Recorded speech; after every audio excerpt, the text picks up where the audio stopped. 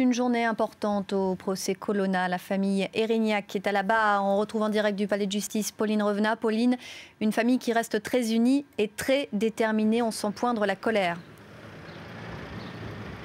Oui, en 13 ans, c'est la 5e fois d'abord que la famille Erignac se présente devant cette cour d'assises, 2 fois pour les membres du commando et 3 fois pour Yvan Colonna. Alors, tour à tour, les enfants et la femme du préfet Erignac évoquent d'abord l'absence du père, du mari, la douleur de la disparition, le deuil impossible. Mais voilà, le ton a changé. On sent une exaspération palpable, une colère à fleur de peau. On se moque de nous, de la cour de la justice, lance Charles-Antoine, le fils du préfet Erignac. Aujourd'hui, on nous promet de pseudo-révélations, mais quel scénario, quelle porte de sortie va-t-on nous servir pour nous enfumer, dit-il, et de dénoncer la lâcheté dans le box des accusés, l'absence de courage, rajoute sa sœur, un manque d'envergure, de grandeur, dit Madame Erignac. Madame Erignac que l'on sent fatiguée, épuisée de devoir attendre ces pseudo-révélations annoncées il y a quelques jours par Yvan Colonna. Je ne peux accepter les raisonnements trompeurs qu'on nous impose, déclare-t-elle. Et dans le box des accusés, Yvan Colonna ne bouge pas, jamais leurs regards ne se sont croisés.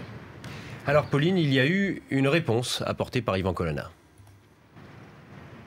Oui, parce que c'est la première fois qu'il est interrogé sur l'assassinat à proprement parler du préfet Erignac. Il répète, Yvan Colonna, qu'il n'y a jamais participé, qu'il n'était même pas informé du projet d'assassinat et qu'il ne faisait pas partie du groupe des anonymes, ceux qui ont fait partie de ce commando. Moi, j'ai toujours dit que j'étais innocent, dit Yvan Colonna. On ne m'a jamais écouté, je n'ai jamais changé de version, martèle Yvan Colonna. Alors évidemment, on attend maintenant la confrontation avec les membres du commando fin mai qui sont appelés à la barre.